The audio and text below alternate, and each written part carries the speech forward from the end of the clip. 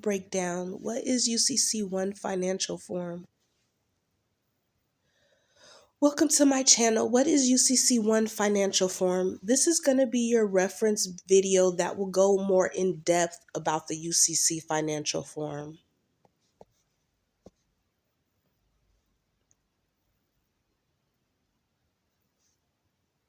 Setting up the contract.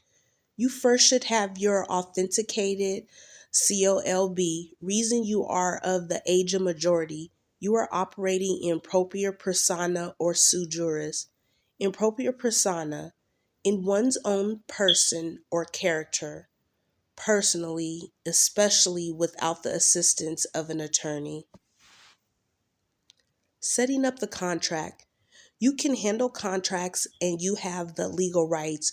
You are not serviliter mortuus, sui juris, having full legal rights or capacity.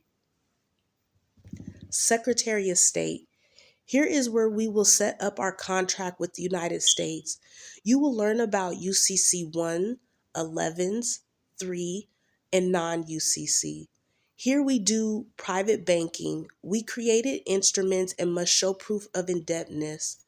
We already know that the SOS, which is the Secretary of State, has us as registered agents. Once you went to the DMV to get licensed, which is a privilege, you became registered agent. That makes you responsible for summons, tickets, taxes, etc. Besides, Secretary of State is where you get your original birth certificate. I went over that in the birth certificate video. As I say, all my videos tie in, so pay attention. You're looked upon as a business. As I stated in my video on setting up a business, you are looked upon as a business. You are two in one. So whether you are operating as sole proprietor, LLC, S Corp, etc., you are operating correctly. If you're doing business within the United States, you must pay taxes. Ministerial. So all these places that we go to, they're basically, their job is ministerial.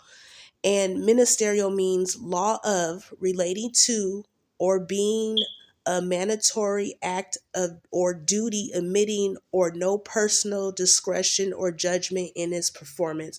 So pretty much they just need to mind their business, get the form, and go file that form. They don't need to tell you how to how to fill out the form. They can't, they're not supposed to deny you, when it comes to these records, which they will, and a lot of times you have to do a file on demand and all that stuff, but their job is just really ministerial. Why are we setting up a contract with the United States? Simple. We do not want to be poor or in debt. We understand commerce and we can conduct our own affairs. We are properly discharging or offsetting our debt. People who do not handle their affairs correctly are the cause of the debt we are in. Thing about it is, it's your fault, but it's not, but it is. By law, you should know this, but how could you when they are presenting deceptive forms? We prove that as well. Transmitting utility. The source is going to be 16 USC subchapter 79623. Transmitting utility. The term transmitting utility means an entity, including an entity described in section 824F of this title, which you're going to have to go read that on your own, that owns, operates, or controls facilities used for transmission of electric energy.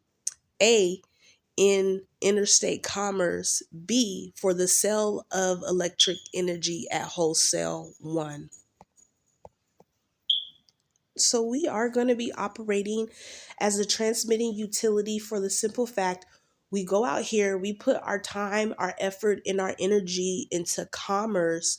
And since 1933, we've been bankrupt. So there is no money, only a medium of exchange.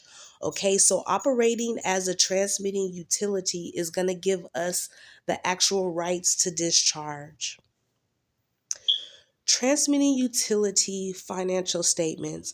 A transmitting utility agent utilized for the purpose of transmitting commercial activities for the benefit of the grantor/secured party.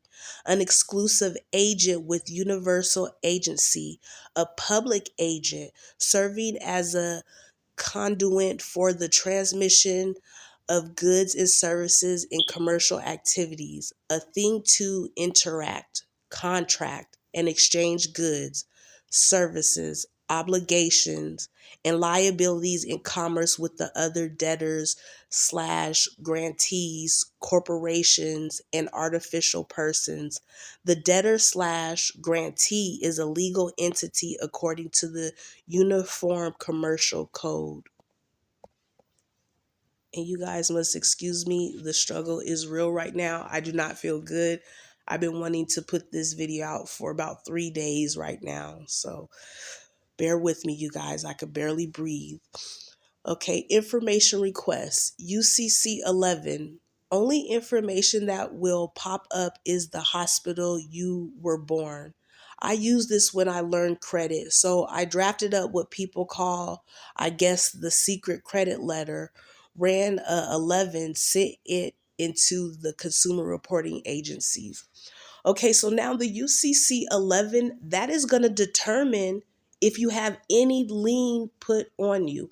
As I stated, we have an agricultural lien put on us. That's why when you run a UCC 11, the only place that should pop up is going to be the hospital because you were born, and that's when they created the certificate of live birth. They sent it over to the Secretary of State and they created an entity. So what I used to do is, like I said, I would go ahead and write up my consumer report letter, and I would run a UCC 11. So if people are saying that I owe, well, the 11 is stating that I don't owe. So now they need to prove it. And that's how I used to get things off my credit. Okay, UCC 1 form. Financial form, you should have one. How will anybody know what property you have? You guys can look this up, read it for yourself. UCC3 addendum. A UCC3 and a UCC3 addendum are terms that are usually used interchangeably. They refer to the legal form created for changing or adding information contained in the UCC1. Okay. Secretary of State is your guidepost. Secretary of State is your guidepost. You are going to go to your Secretary of State. The UCC1 will be used to identify, claim, and lien your property, which your property is going to be self and all you own. Here you will set up your contract stating you are competent and willing to handle your own affairs. You are not the walking dead. You wonder why things happen and you're seeing the same results in these courts. Most are looked upon as entities, which they're dead. So how do you expect to be truly heard? UCC Article 3, Negotiable Instruments, important, get to know. You guys Google it. You want to read through this because when you are doing your remit process, there is going to be a lot of codes from here that you're going to actually add to your remit. Seek but you may not find. Non-UCC recorded, unrecorded, and hidden security interests under Article 9 of the Uniform Commercial Code. UCC versus non-UCC. Underage construction contract versus non-underage construction contract. Child versus adult.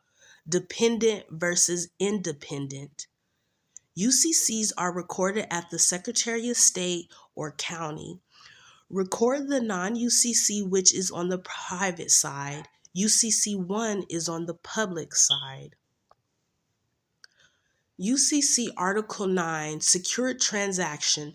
Something else that you want to go ahead and Google and you want to read further. So number 1, So we have our authenticated COLB, which is your certificate of live birth, which that is your original birth certificate that you get from Vital Statistics, which is at your Secretary of State. Then number 2, you should have your passport as a national. Number 3, you should have your 9(8) trust set up and EINs, which are your entities we are operating in, which your estate EIN kills the straw man you're in legis. IRS.gov is your source. And number 4, now we are setting up our UCC contract with the United States to let them know we can and will be operating privately.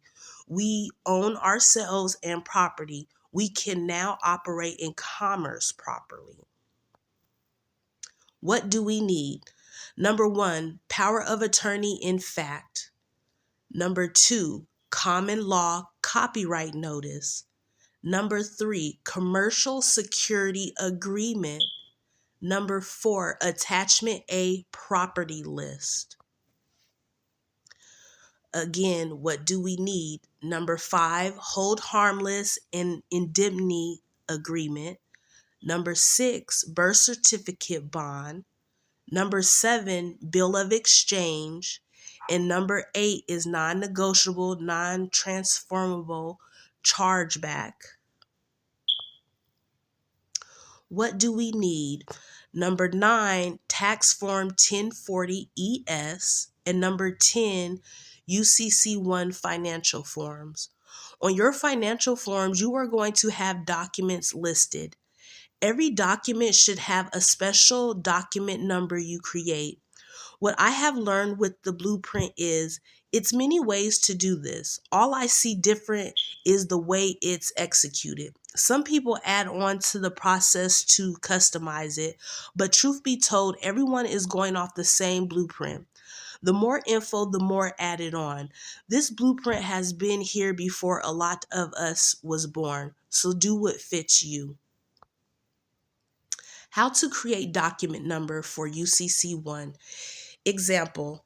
So you're going to do the name of your document. So power of attorney in fact. Next, you're going to do your birthday. After that, you're going to do the last 4 digits of your social security number, and you are going to do your initials. So how I would do it is at the bottom, so like you're looking at your phone. So on your left-hand side, I would put power of attorney in fact. Then on your right-hand side, I would go ahead and I would put POA IF, and that stands for power of attorney in fact, followed by dashes.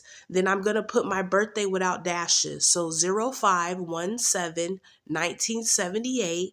Then I'm going to put a dash. From there, I am going to put the last 4 of my social, which is 1357, followed by my initials, which is TPB. You will do this for all documents. Resources has forms inside or good information. So number 1, the Outlaw's Bible, it has forms inside that you can use as a guidepost. Number 2, Redemption Manual by Sovereign Filing Solution. It has forms inside. All the previous forms that I have mentioned, when you go and look in the Redemption Manual, it will have all of these forms, okay? Or you can Google redemption manual and some examples might pop up because people have done packages that you can find online, okay? Like I said, we're pretty much, everybody's pulling from the same blueprint, maybe adding a little extra verbiage, changing things around, but it's all the same blueprint. Okay, number 3, the UCC Connection, How to Free Yourself from Legal Tranny by David E. Robinson. Number 4, Meet Your Straw Man and Whatever You Want to Know by David E. Robinson. Those are just some good books to read. Addresses you should know. Department of Treasury, 1500 Pennsylvania Ave, NW, Washington, DC, 20220. Your source is going to be hometreasury.gov. Commonwealth of Puerto Rico Department of Treasury, World Plaza, BLDG, 268 Ave, Luis Munez Rivera, San Juan, PR 00918, Piso 9. And that's going to be hacienda.pr.gov. I'm only a guidepost. You should do your own due diligence, okay? Like I said, if you guys have, further questions, I would just go back to that reference video. I cannot tell you guys how to fill out the documents. I'm like these companies. My job is just ministerial, okay? And I ain't fouling nobody's stuff, but I will, I can tell you what documents that you need, but you need to understand what is a debtor and what is a creditor. As a debtor, your name will be in all caps. That is you as an entity, as a debtor, your servitor mortuus. As a natural person, as the creditor, your name will be in upper lowercase, okay? These are small things that you need to know when you're filling out these documents, all right? As I stated, there is a lot of blueprints, but they're all the same, maybe just a little bit different verbiage, more information. But you guys, all you got to do is Google and the information is out there. So I hope you enjoyed my videos. Like I said, I'm trying to make it short but sweet, but give you guys what you need. And I'm, as always, just a guidepost. So I'm out. Bye.